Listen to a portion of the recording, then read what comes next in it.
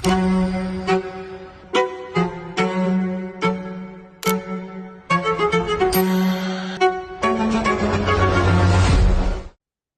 araw po sa inyong lahat. Welcome sa ating week 3 of the Learn and Earn program, an EvolvH3R and all things blockchain initiative for the Filipino learners. Thank you sa lahat ng mga nag-submit na ng kanilang quizzes from the past weeks. Time flies so fast, yeah? We are now in our last week of the program. In this week, you're going to learn how to create your own wallet. So exciting. So, let's start.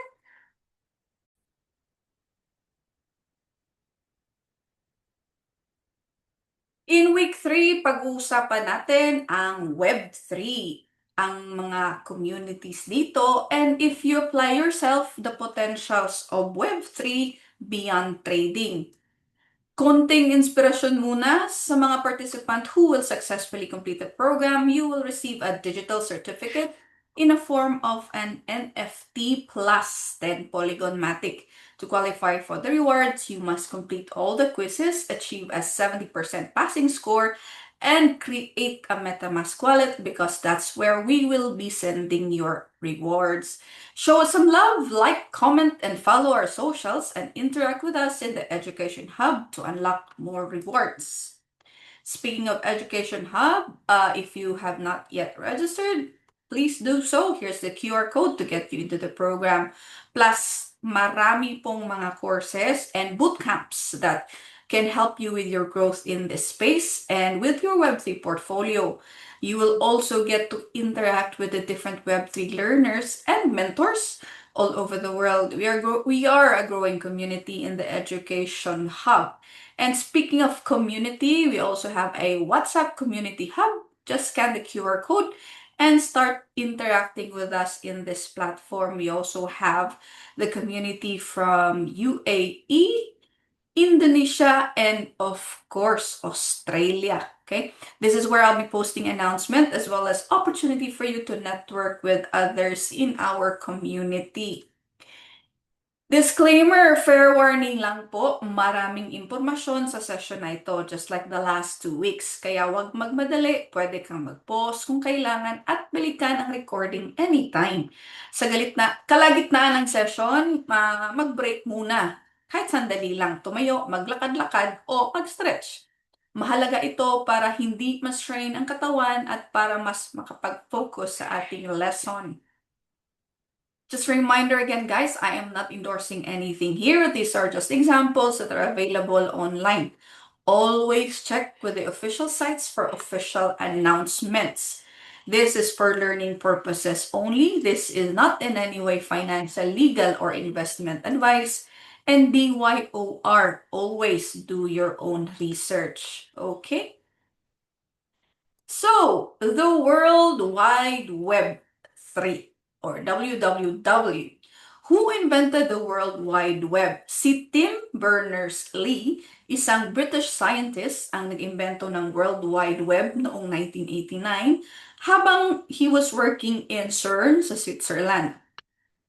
Ang World Wide Web, guys, ay hindi ang internet. They are two different things. Ang internet is the infrastructure, yung mga koneksyon, mga kable, or mga computer servers, for example. Ang World Wide Web naman ay ang service na gumagamit ng internet.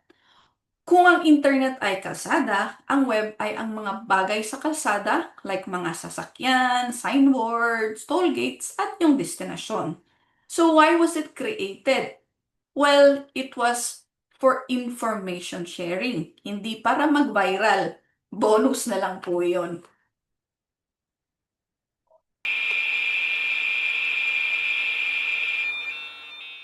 Hear that, guys? Yun ang tunog ng dial-up modem. Mabagal, pero pwede na kasi wala pang choice. Yun yung Web 1. The look but don't touch era. I mean, yun yung modem sa Web 1. Parang yellow pages lang. Binabasa mo lang ang content, walang comment, walang like, walang share. Very read-only. Then came the Web 2 era. The chika and share era. Welcome sa Facebook, YouTube, at TikTok era. Pwede ka nang mag-post, mag-comment, at mag-share worldwide. Why? Reality check lang muna. Kahit pakiramdam mong account mo ang mga ito, ang platform pa rin ang may control sa data, content, at reach mo. Kaya nga may ibang nababan, di ba?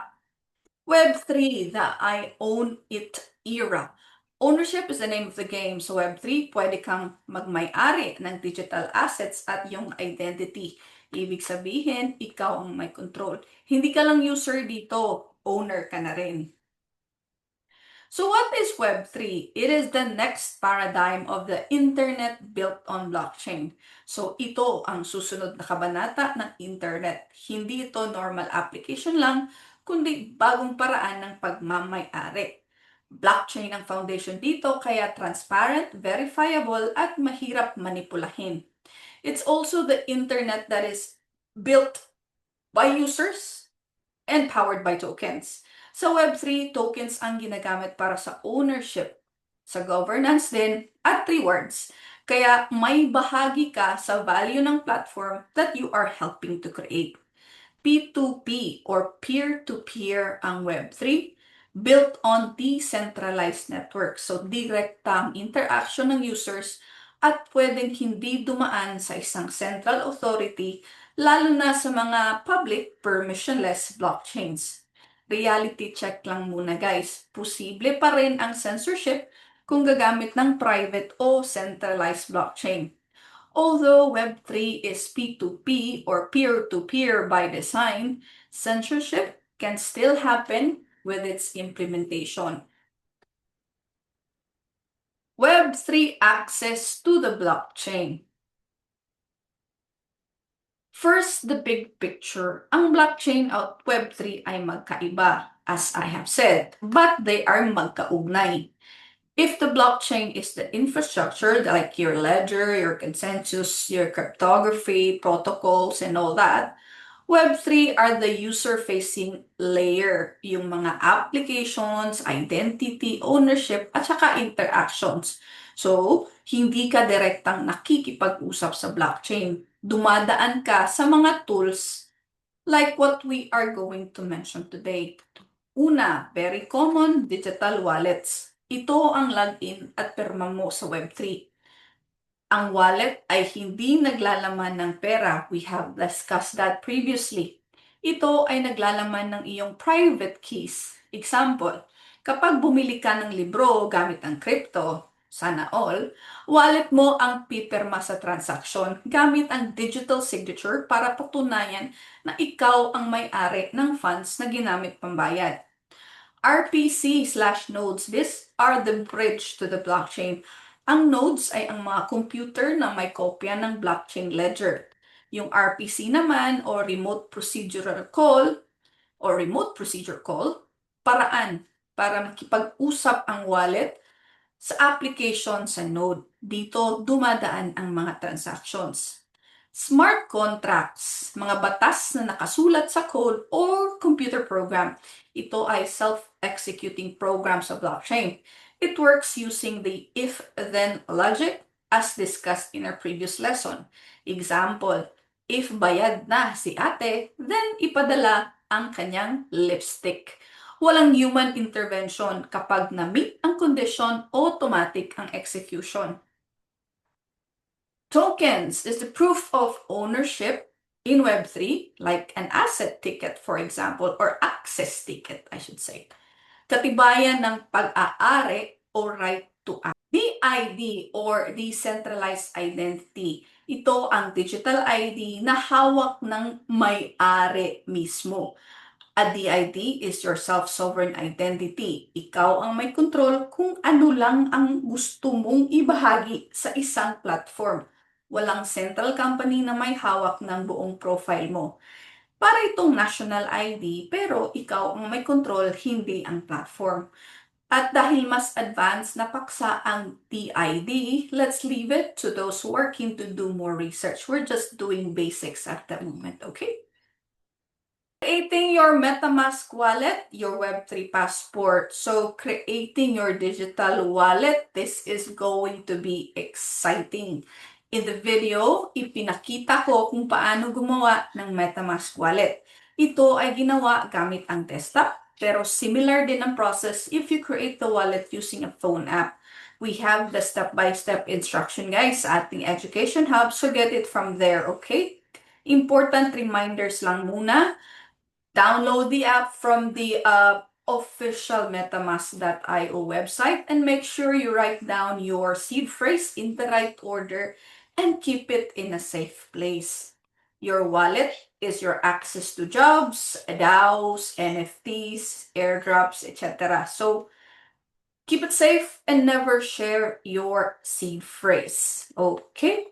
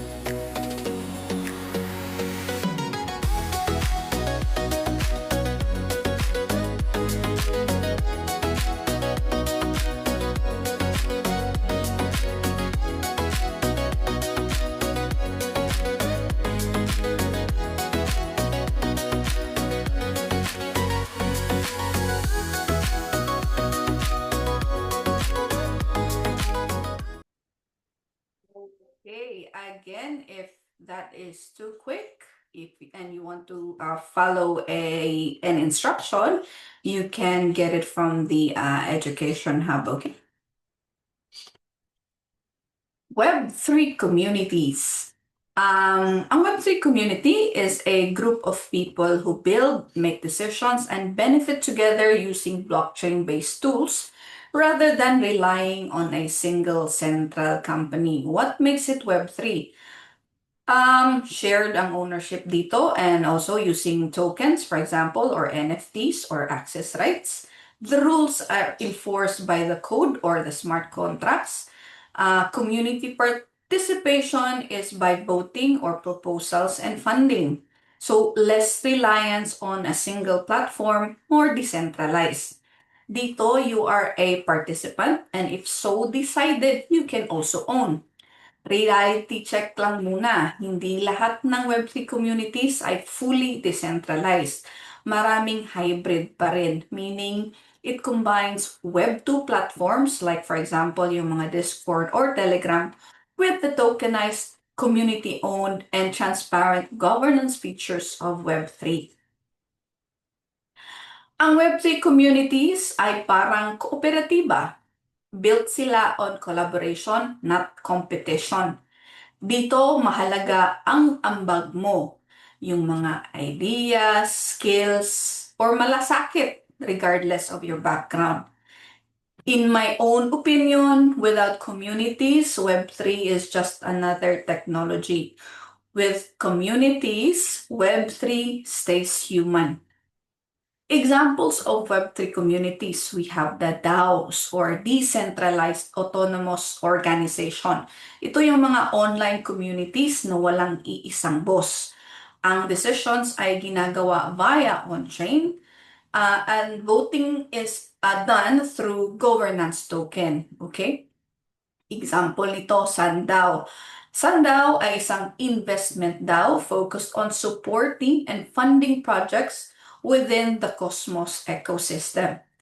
NFT communities, ito yung mga communities built around shared ownership of NFTs, gaya ng Bored Ape Yacht Club that grants access to exclusive events. Meet Nipi, a space that encourages new avenues for creativity for kids.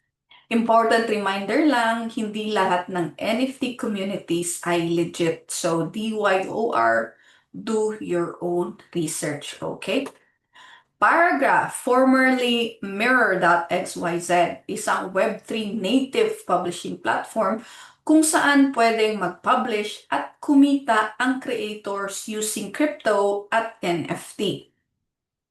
So, it supports NFT membership and token-gated content. Ibig sabihin, pwede mong ma-access ang contents ng paragraph kung may selected tokens ka, gaya ng token sa Ethereum, Polygon, or Solana. So with this one, creators own their content, audience, and monetization, hindi ang platform. Web3 gaming guilds and metaverse communities. So ito yung mga communities where players organize, share assets, and earn together. Example, YGG, Yield Guild Games, very popular in the Philippines. So a Web3 gaming guild, which is also a DAO, sponsors scholars, for example, or players by lending NFT game assets or buying NFT game assets. Ang mga rewards ay pinaghahati-hatian ng scholars at ng guild. Example nito, Axie Infinity, yung play-to-earn metaverse where players own in-game assets as NFTs. Community po is the heart of Web3, so participate and collaborate to truly thrive in the space. What is the metaverse? Ang metaverse ay isang digital space kung saan nag-i-explore at nag-i-interact ang Web3 communities sa immersive online experiences. Ang salitang metaverse ay combination of two words, Greek word meta, meaning beyond, and then the verse or universe, so parang out of this world or out of this physical world. So combined, it means beyond the physical world. Okay? Karaniwan itong 3D virtual environments na ginagaya ang real world experiences. Sa metaverse, nakikipag-interact ang mga tao gamit ang tinatawag nilang avatars. Ang salitang avatar ay mula sa Sanskrit word na avatara, nang ibig sabihin ay descent or pagbaba or panaog. Okay? Dahil hindi pwedeng pumasok ang physical mong katawan sa digital world, ang avatar ang nagiging digital na anyo mo para makipag-usap, makilahok, at makapag-mingle online. So how do people access the metaverse? Okay? Pwedeng pumasok sa metaverse gamit ang VR headsets or virtual reality headsets, AR glasses or augmented reality glasses, o kahit yung mga regular screen like your phone or your laptop or your desktop. However, using the AR and VR tools will enhance your digital experience. Ano ang pwedeng gawin sa metaverse? Pwede kang mag-shopping, manood ng concerts or events, at mag-explore ng mga test application like for example, driving cars or experiencing other virtual spaces. And also, pwede ka ding mag-aral sa metaverse if that's what you like to do. Meron din tayong centralized at decentralized sa metaverse. Pag sinabing centralized, that just means there is one company that controls the space. So it's owned and operated by a single entity organization. Sila yung may control sa rules, data, out of course the virtual world. Okay? And users must abide by the policies that they set para hindi booted out sa centralized metaverse. Sa decentralized metaverse naman, walang iisang boss dito, decentralized nga, at ang users ang may control sa kanilang assets at experience. Mas open, democratic, at community-driven na virtual world. Examples ng mga centralized metaverse gaya ng Roblox at Fortnite. Parang exclusive subdivision ito na members lang ang pwedeng pumunta or mag-access.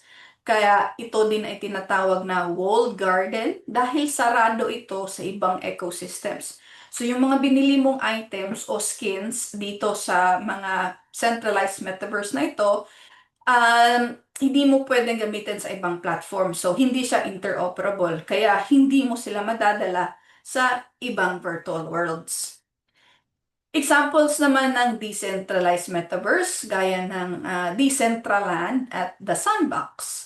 Dito pwedeng bumili at magbenta ng digital land bilang NFTs, tinatawag nilang land or LAND.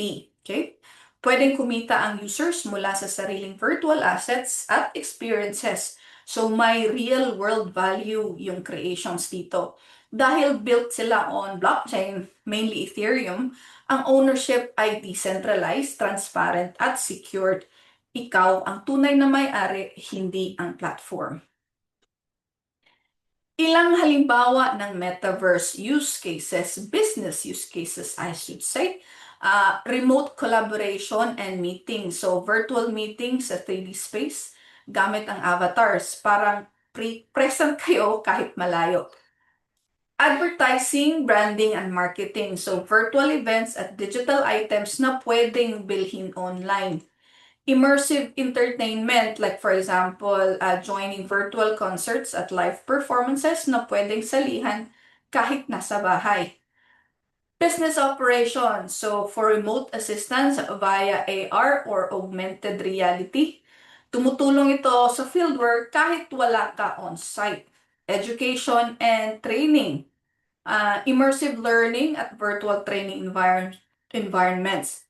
Excuse me, guys. Mas bukas ang access sa education at professional development worldwide with education and training on the metaverse. Enhanced customer experience, interactive at personalized service.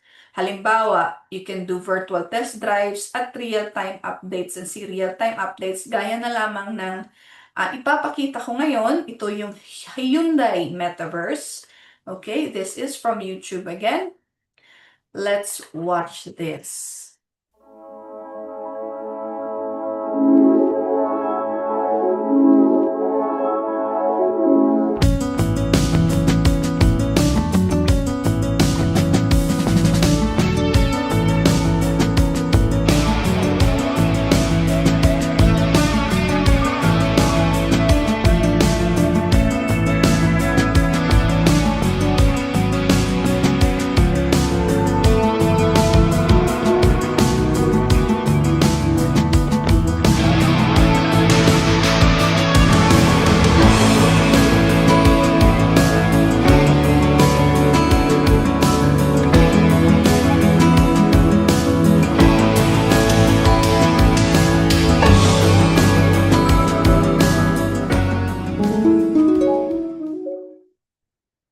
Okay, so in that metaverse, it was like going back in time. DAO, Decentralized Autonomous Organizations. Ang DAO ay isang organisasyong pinapatakbo ng komunidad, hindi ng iisang tao, at gamit nito ang mga malinaw at transparent rules sa blockchain. Ang members ay pwedeng kumita o mag-gain ng rewards sa pamamagitan ng pag-ambag sa mga trabaho, pag-share ng ideas, content, moderation, or staking your tokens. So again, it's like a digital cooperative. You have a voice, may pananagutan ka din, at may reward kung mag-aambag ka. Examples nito sa Philippines, YGG at Artifacts DAO. Governance type. So, ang lakas o impluensya ng boto mo ay nakadepende sa rules ng DAO. Ito ang ilan sa mga governance mechanism ng isang DAO. Number 1, we've got token-based voting. So, the pera-pera system. Kung mas marami kang governance tokens, parang shares sa stock market, mas mabigat ang boto mo. Halimbawa, Kung may 100 tokens si Pepe at si Pilar ay may 10, mas may say si Pepe kaysa kay Pilar.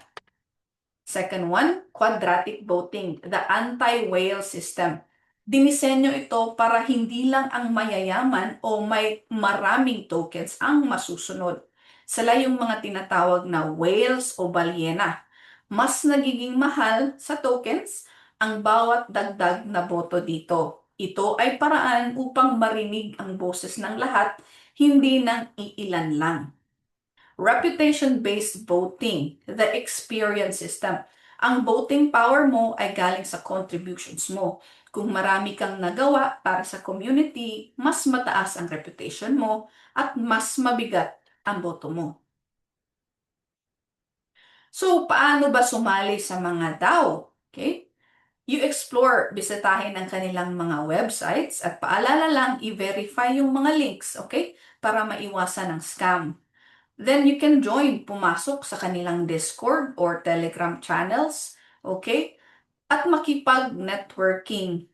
Then contribute, mag-volunteer o sumali sa mga tasks or bounties. Matuto dito at kumita na rin. Govern, gumamit ng tokens para bumoto sa mga proposals, maging bahagi ng desisyon. Digital bayanihan. Digital bayanihan and why Filipinos shine in Web3. Ang Web3 ay built on community, collaboration, at shared ownership. Mga values na natural na nakaugat sa kulturang Pilipino, lalo na ang bayanihan. So, digital bayanihan is a bayanihan adapted to the internet. Blockchain just gave it tools like tokens, DAOs, and global reach.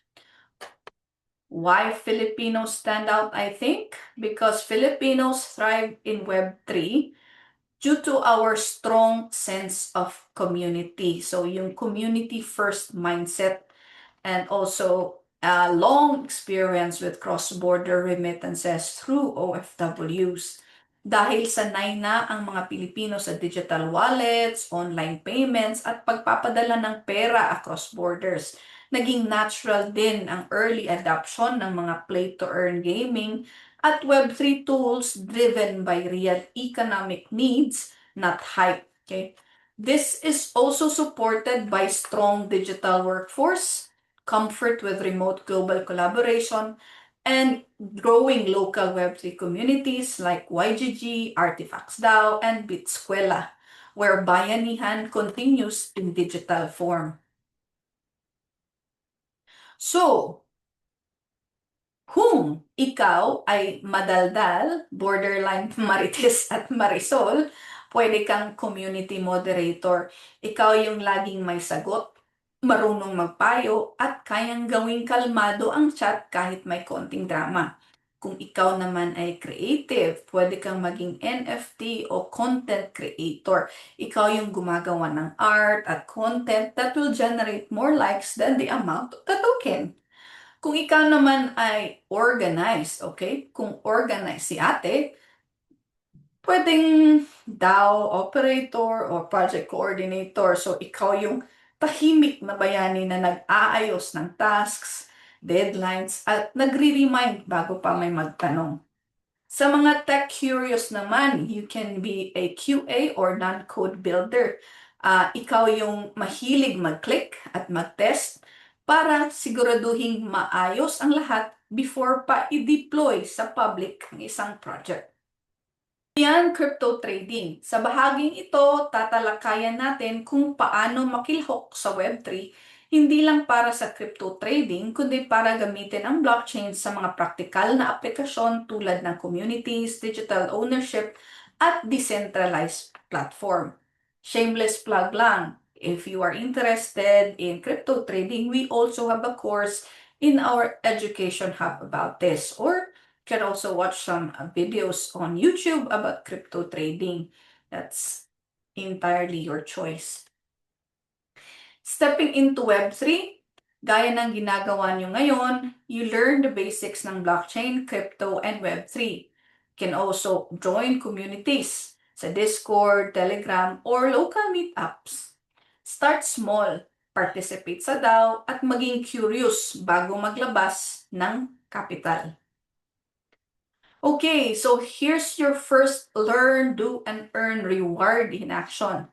Okay, paalala lang, the rewards are for learning participation only, not investment returns. Okay, so with this one, this must be recent actions or recent activity, okay, within the period of our learn and earn program. Okay, and then once you do all this, you send the proof to my email, sadi@evolvher.com. These are the things that you can do, okay? Explore or apply for a role. Tell us about the role and where you found it, okay? Join one learn and earn program. I already have given you some examples of this. Interact sa education hub or community hubs and create a wallet, which is, this should be easy because you will be creating this one anyway as part of our learn and earn program, okay? So the first 3 participants to complete will receive 10 additional poll tokens, okay? Sa mga interested dyan. Work from the Philippines, work for the world. These are examples of public platforms where Web3 related jobs are posted. This is for awareness only, guys, not an endorsement. Always do your own research and assess the risks before applying. So, example, for remote roles, when I was creating this material, I saw hiring sa ph.indeed.com or I also saw some in the ph.jobstreet.com. According to my research, there's also about, I should say, more than 400 plus roles in the global Web3 job board shows for the Philippines as listed in web3.career and web3jobs.io. So benefits nito, flexible ang hours, competitive ang pay, and you don't need to migrate if that is not your thing. Side hustles and freelance gigs. So I have here an example, content with Paul sa web3.career. According to the article, he is into Web3 community building, social media strategy, and content creation. And he has about more than 73,000 gaming audience. And he earns about $10 per hour. Okay, so that's about 590 pesos or so sa palitan ngayon ng peso at dolyar. Okay. Also, bossjob.ph lists freelance roles in business development, front-end services, as well as some marketing. Web3 upskilling program. So these are blockchain training initiatives. Of course, lalayo pa ba ako? EvolvH3R Education Hub offers free courses in blockchain, crypto, and Web3. Sui Builders Program, this one in the article was in Palawan, teaches the Move, which is a programming tool, okay, for smart contracts, and it aligns with the DICT's mission to create 1 million digital jobs by 2028. Polka Dots, Biyaheng Pilipinas, bootcamps, and hackathons across the Philippines.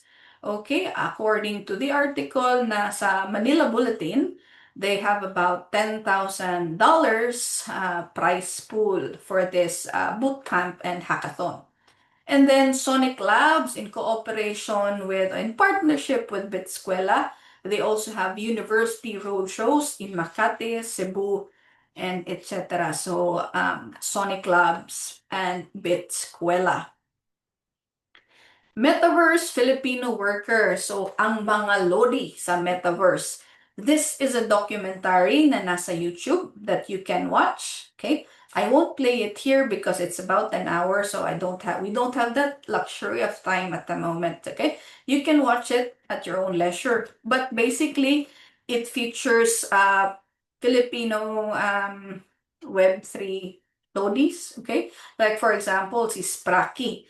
Isa siyang guild manager or leader. Siya ang nagsisilbing strategist at manager ng isang gaming guild kung saan siya ang nag-organize ng mga scholars at nagpapatakbo ng operasyon ng team. Si DC naman isang content creator at streamer. Ginagamit niya ang metaverse para bumuo ng audience at mag-educate ng iba pang players. So, ang kanyang trabaho ay ang magbigay ng entertainment at impormasyon tungkol sa play-to-earn ecosystem. JB, isang full-time scholar or gamer, isa siyang halimbawa ng manggagawa na umaasa sa application layer sa paglalaro para kumita ng tokens na pwedeng i-exchange for real cash or real money. Meron din ditong na-feature na mga nanay. So, the community backbone. Ang mga nanay sa documentary shows that Web3 is for everyone.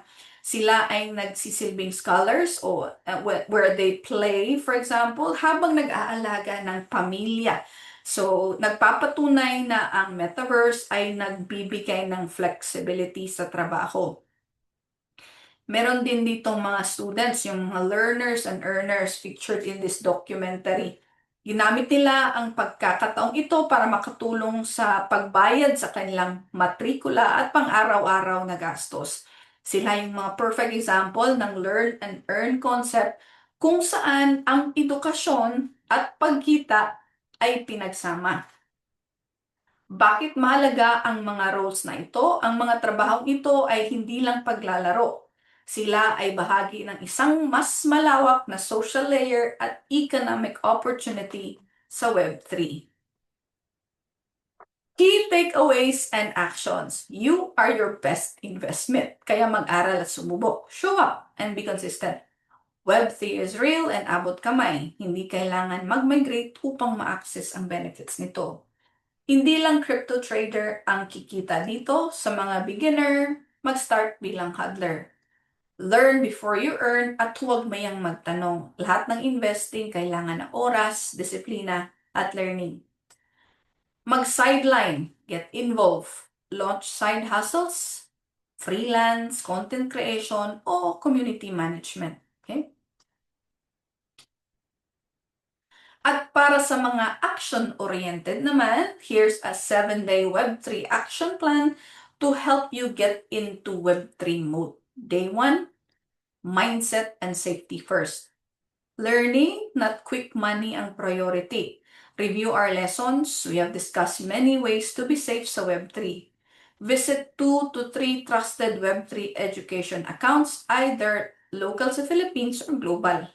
Ang goal dito is maging aware ka sa risks at magkaroon ng tamang mindset. Day 2, create your Web3 wallet. Create a non-custodial wallet gamit ang MetaMask. Secure your seed phrase offline and never share. Explore muna the wallet interface. At this point, no need to buy crypto. Ang goal mo lang dito is to be familiar with your wallet. Day 3, explore a Web3 community. Join one Web3 community. You can find them sa Discord, sa Telegram, or sa DAO forums. Kahit isa lang. Observe how people interact. Okay, read pinned messages. Minsan may rules doon on how you should behave sa kanilang community. Ang goal dito is maunawaan ang culture ng Web3 communities. Day 4, learn by watching or listening while naghuhugas ng pinggan or nagtutupi ng damit, for example. Watch or listen to one short Web3 explainer video on topics like DAO, NFT, Metaverse, or Web3 jobs. Take 3 personal notes, kahit simple notes lang. Ang goal mo dito ay you build up your understanding, not memorization. Day 5, participate. Start small. Small step. React, comment, or ask one respectful question in the community. Like or share an educational post. No pressure, presence lang muna. Ang goal mo dito is to become an observer to a participant. Day 6, discover Web3 roles. Explore non-technical Web3 roles gaya ng community or content moderation. Ask yourself, what are my strengths? Saan kaya ako babagay? Ano ba talaga yung gusto ko? See yourself in Web3 beyond trading. Day 7, reflect and set direction. Again, ask yourself, ano ang natutunan ko this week? Anong role ang interesting sa akin? Choose one path to explore the following week and just continue kahit very slowly. If medyo short for time, yung 7 days, gawin mo 14 or 21. You just have to start.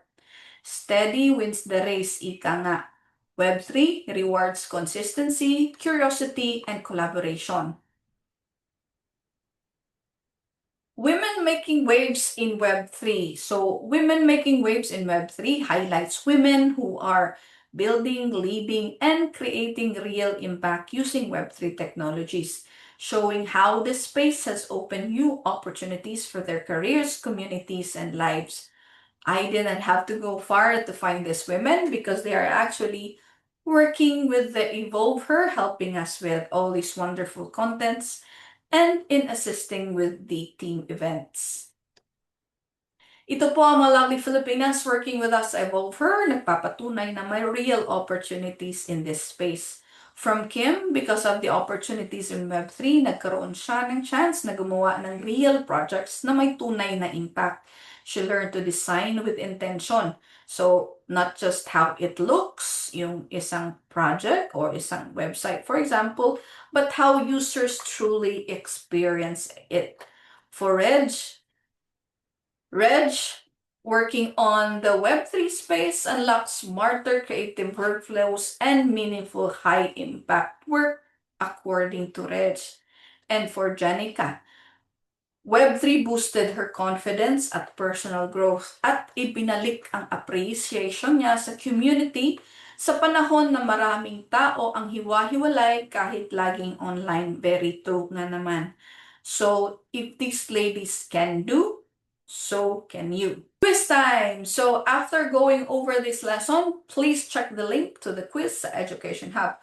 Alam ko marami tayong diniscuss this week, just like the previous week. So if you have any question, drop it in the Education Hub or sa WhatsApp. Or if you just want to say hi or whatever you want to talk about, you can always reach us through these channels. Okay. So this concludes the lessons of our 3-week Learn and Earn program. Kumpletuhin niyo po ang mga quizzes at isubmit ang inyong wallet address before April 9, 2026 to receive your rewards.